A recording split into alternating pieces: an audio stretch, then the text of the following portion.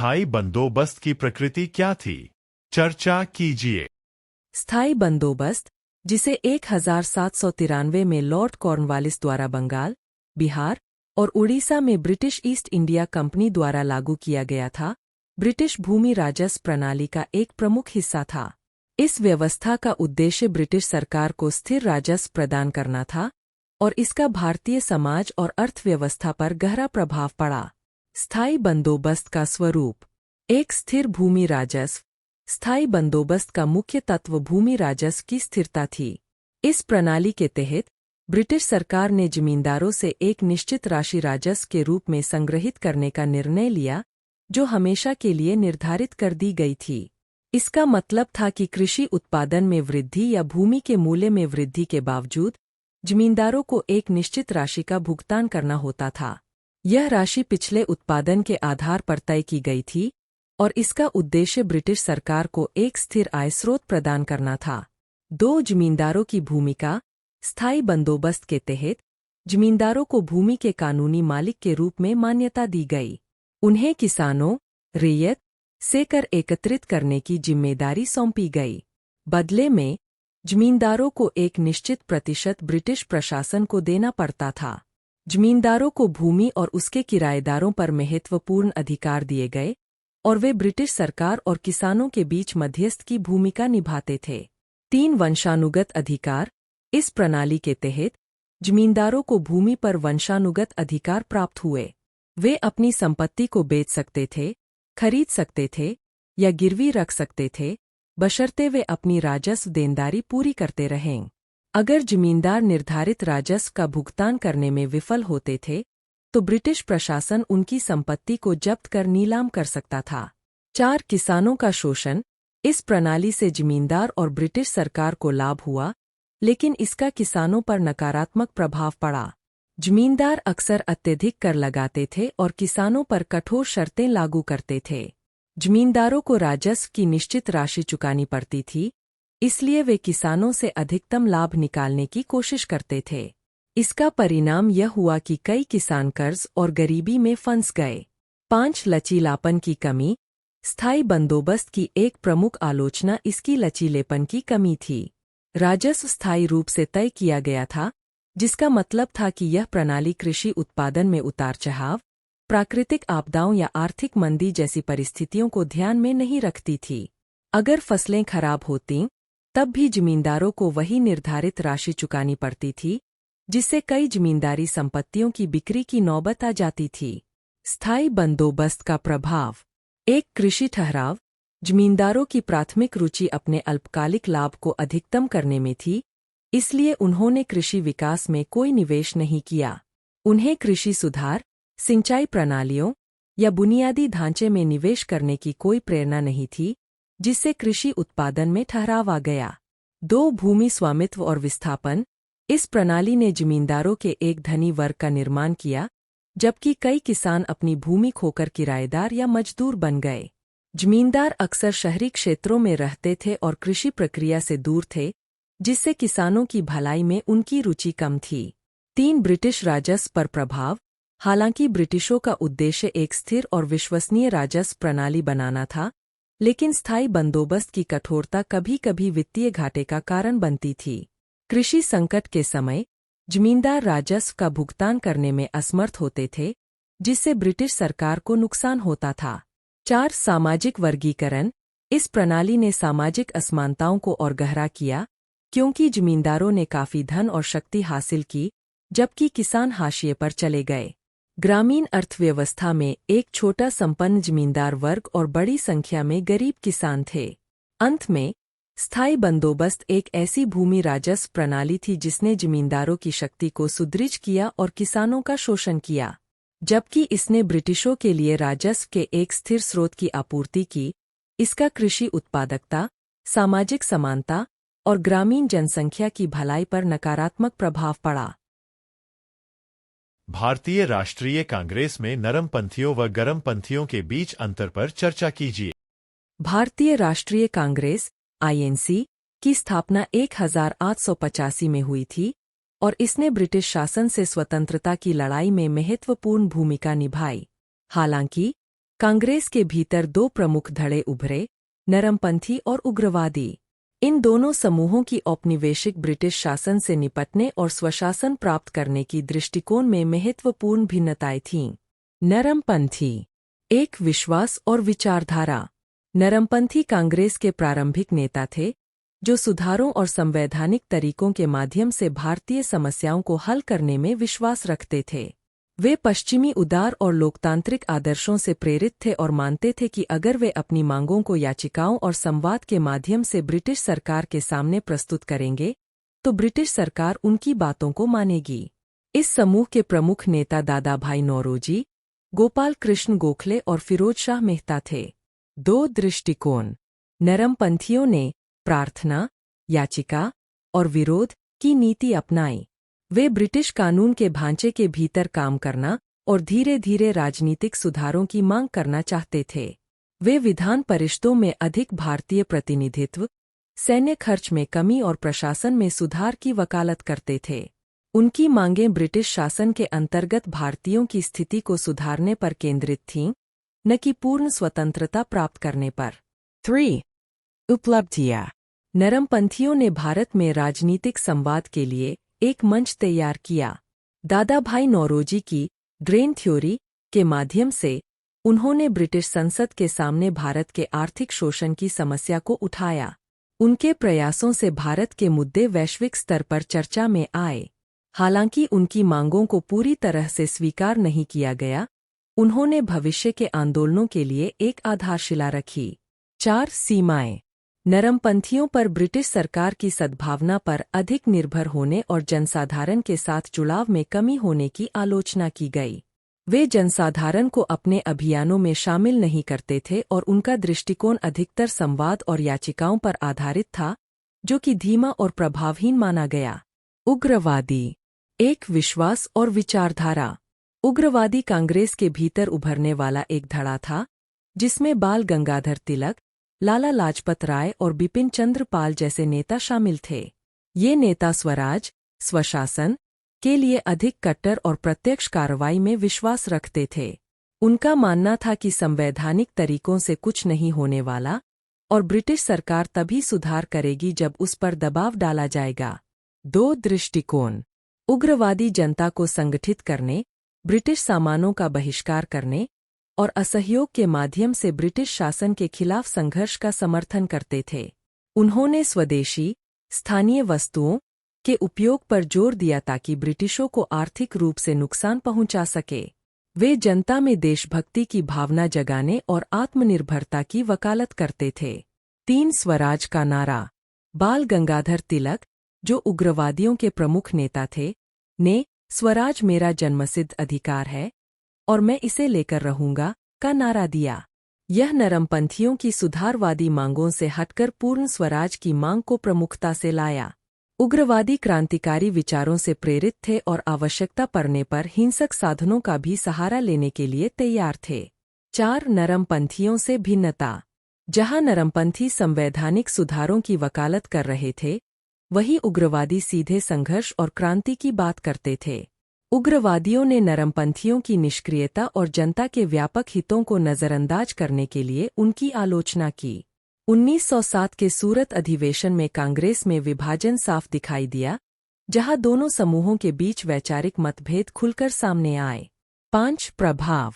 उग्रवादी राष्ट्रीय आंदोलन को अधिक प्रखर और जन आधारित बनाने में सफल रहे। उनका स्वदेशी और जनसंगठन पर जोर गांधीजी द्वारा चलाए गए भविष्य के जन आंदोलनों की नींव बना।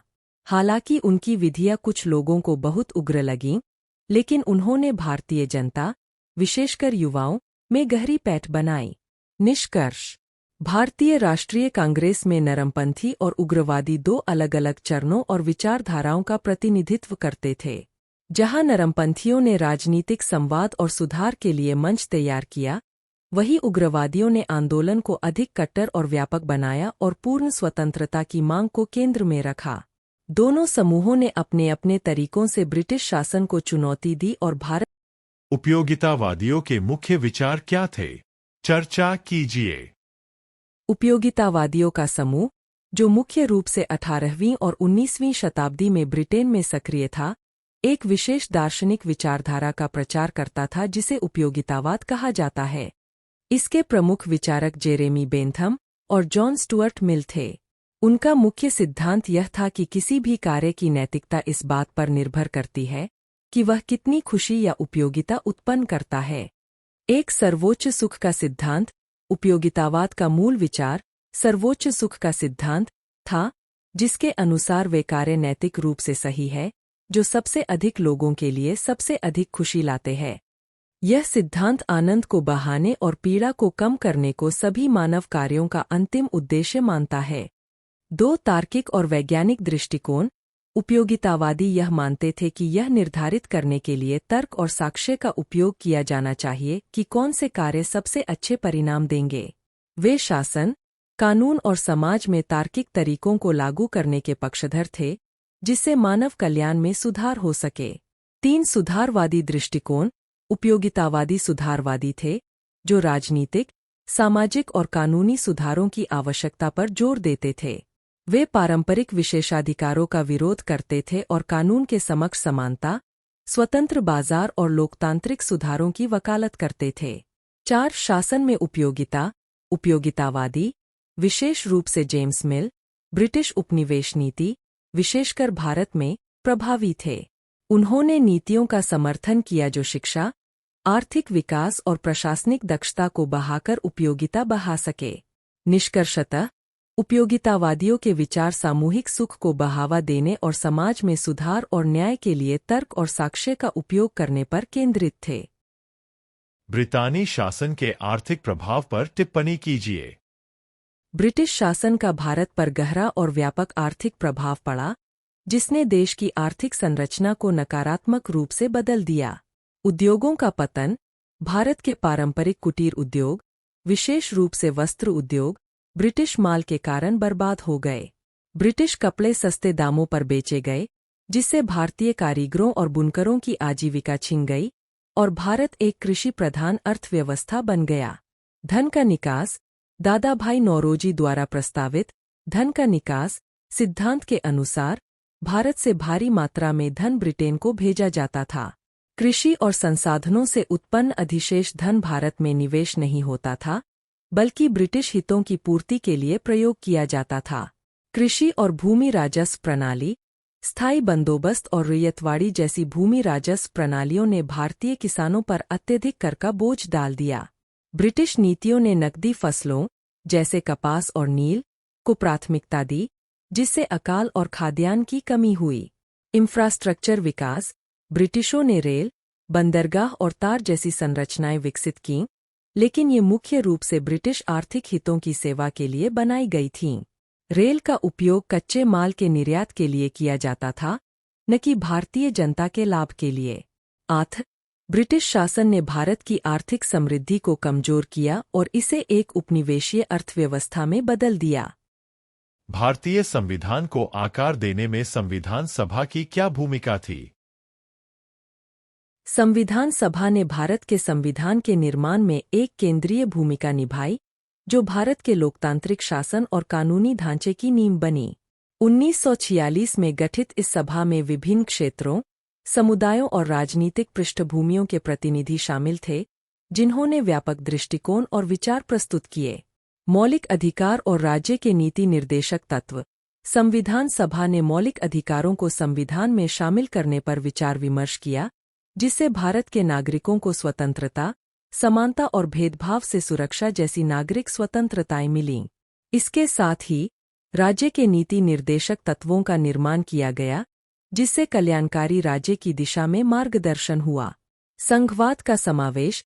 संविधान सभा ने एक संघीय संरचना को अपनाया, जिससे केंद्र सरकार और राज्य सरकारों के बीच शक्तियों का स्पष्ट विभाजन सुनिश्चित हुआ। संसदीय लोकतंत्र का चयन। सभा ने ब्रिटिश मॉडल से प्रेरित होकर संसदीय प्रणाली को अपनाया, जहां कार्यपालिका विधायिका के प्रति उत्तरदायी है। सामाजिक न्याय। सभा ने सामाजिक न्याय सुनिश्चित करने के लिए ऐतिहासिक रूप से वंचित समुदायों के लिए आरक्षण जैसे प्रावधान किए, ताकि सामाजिक और आर्थिक असमानताओं को कम किया जा सके। इस प्रकार संविधान सभा ने व्यापक विचार विमर्श और समझौते के माध्यम से भारतीय संविधान की रचना की, जो न्याय, स्वतंत्रता और समानता के आदर्शों पर आधारित है। रैयतवाड़ी बंदोबस्त। रैयतवाड़ी व्यवस्था एक भूमि राजस्व प्रणाली थी जिसे ब्रिटिश सरकार ने दक्षिण और पश्चिम भारत, विशेषकर मद्रास और बॉम्बे प्रेसिडेंसी में लागू किया था। इस प्रणाली में व्यक्तिगत किसान, रैयत, को भूमि का स्वामी माना गया और उसे सीधे ब्रिटिश सरकार को कर का भुगतान करना पड़ता था। यह कर भूमि की उत्पादकता के आधार पर तय किया गया था। यद्यपि इस प्रणाली में जमींदारों की भूमिका समाप्त हो गई थी, लेकिन किसानों पर भारी कर का बोझ डाला गया। कर न चुका पाने की स्थिति में किसानों को अपनी जमीन खोनी पड़ती थी, जिससे वे कर्ज और गरीबी में फंस जाते थे। 18वीं शताब्दी में हैदराबाद राज्य का गठन। 18वीं सदी में हैदराबाद का राज्य आसफ जाही वंश के संस्थापक निजाम उल मुल्क आसफ जाह आई के नेतृत्व में उभरा, जिन्होंने 1724 में हैदराबाद की नींव रखी। मुगल साम्राज्य के पतन ने क्षेत्रीय शक्तियों को अपनी स्वायत्तता स्थापित करने का अवसर दिया। निजामों ने प्रशासनिक ढांचे का निर्माण किया, मजबूत सैन्य शक्ति बनाई और राजनीतिक गठबंधनों के माध्यम से अपने राज्य को सुदृढ़ किया। हैदराबाद दक्षिण भारत में व्यापार, संस्कृति और राजनीतिक शक्ति का केंद्र बन गया। निजामों ने ब्रिटिश ईस्ट इंडिया कंपनी के साथ गठबंधन बनाए रखा, जिससे वे बाहरी दबावों के बावजूद अपनी सत्ता बनाए रखने में सफल रहे। भारत में प्राच्यवादी। प्राच्यवाद, ओरिएंटलिज्म, उन यूरोपीय विद्वानों और प्रशासकों का एक समूह था जो 18वीं और 19वीं सदी में भारत में भारतीय संस्कृति, भाषाओं और परंपराओं का अध्ययन और संरक्षण करना चाहते थे। सर विलियम जोन्स और हेनरी थॉमस कोलब्रुक जैसे प्रमुख प्राच्यवादी विद्वानों ने 1784 में एशियाटिक सोसाइटी ऑफ बंगाल की स्थापना की। उन्होंने भगवद गीता और मनुस्मृति जैसी भारतीय ग्रंथों का अंग्रेजी में अनुवाद किया, जिससे भारतीय दर्शन और कानून की वैश्विक समझ बढ़ी। हालांकि बाद में अंग्रेजी समर्थकों ने उन्हें पारंपरिक शिक्षा पर अधिक जोर देने के लिए आलोचना की। सांप्रदायिकता। सांप्रदायिकता एक राजनीतिक और सामाजिक विचारधारा है जो धार्मिक और जातीय पहचान को राष्ट्रीय या धर्मनिरपेक्ष एकता से ऊपर रखती है, जिससे समाज में विभाजन और तनाव पैदा होता है।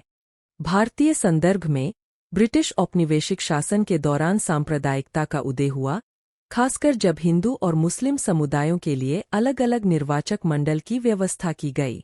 बांटो और राज करो की नीति ने धार्मिक विभाजन को और गहरा किया, जिससे सांप्रदायिक दंगे और हिंसा बढ़ी।